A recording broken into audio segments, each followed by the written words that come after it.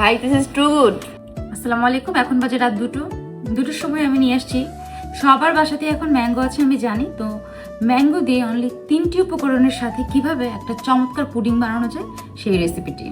আমি যখনই pudding recipe দিই তখনই সবাই আমার কাছে জানতে চায় কিভাবে ক্যারামেল বানাবো। সো আজকে আমি ক্যারামেল বানানোর রেসিপিটিও দেখাবো।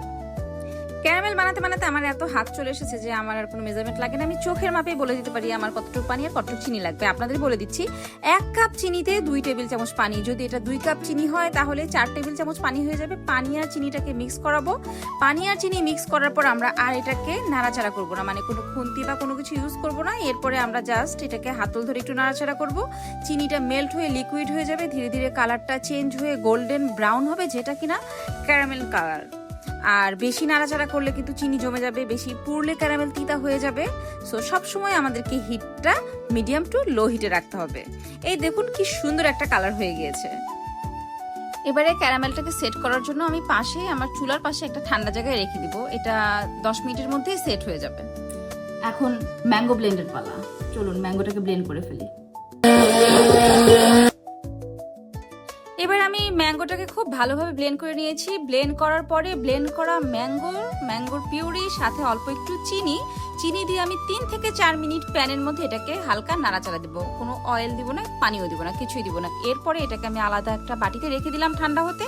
আর এই ফাঁকে আমি 3টা বড় বড় ডিম নিয়ে নিয়েছি। তারপরে কার্নেশনের একটা ফুল ক্যান মিল্ক নিয়েছি। আপনার কাছে যদি ঘন মিল্ক থাকে আপনি তাহলে 1 কাপ ঘন মিল্কও ইউজ করতে পারেন। আমার কাছে নাই, তাই আমি শর্টকাটে কাজ সারলাম। এরপরে আমি ভালোভাবে এটাকে মিক্স করে নিলাম। এবার এটার সাথে আমি ম্যাঙ্গো পিউরি যেটাকে ঠান্ডা করতে দিয়েছিলাম সেটাকেও ভালোভাবে মিক্স করব। খুবই ইম্পর্টেন্ট পার্ট, আমি যে পাত্রে পুডিংটা বসাবো, যেখানে আমি ক্যারামেল সেট করতে দিয়েছি সেখানে আমি পুডিংয়ের যে মিক্সচারটা বানিয়েছি এটাকে ভালো করে স্ট্রেনার দিয়ে ছেঁকে আমি পুডিংয়ের জন্য রেডি করব।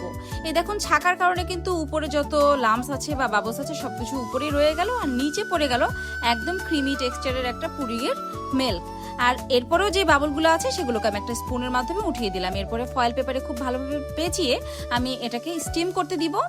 এভাবে আমি 40 মিনিটস এটাকে লো টু মিডিয়াম হিটে পুডিংটাকে রেডি হতে দিব। তারপর আমি এটাকে ফ্রিজে রেখেছিলাম। ফ্রিজ থেকে বের করে পরদিন সকালবেলা এখন আমি এটাকে ওপেন করছি। একটা কথা বলি, আমি কিন্তু লাইফে ফার্স্ট টাইম ম্যাঙ্গো পুডিং বানাচ্ছি। আমি এটার কালার দেখে একদম অভিভূত, কারণ পুডিংয়ের কালার তো এমনিতে সুন্দর হয়, যখন এটার সাথে পাকা আম ব্যবহার করা হয়েছে তখন এটার কালার হয়ে গিয়েছে আরও 100 টাইমস বেটার। এবং খেতে হয়েছে মানে মনে হচ্ছিল যেন আমি ম্যাঙ্গো না চিজ অ্যাড করেছি। বেসিক্যালি ম্যাঙ্গো ফ্লেভার দিয়ে পুডিং না বানিয়ে রিয়েল ম্যাঙ্গো দিয়ে পুডিং বানালে বোঝা যায় যে ম্যাঙ্গো পুডিংটা আসলে কতটা টেস্টি। অ্যামেজিং, ডেফিনেটলি ট্রাই করবেন।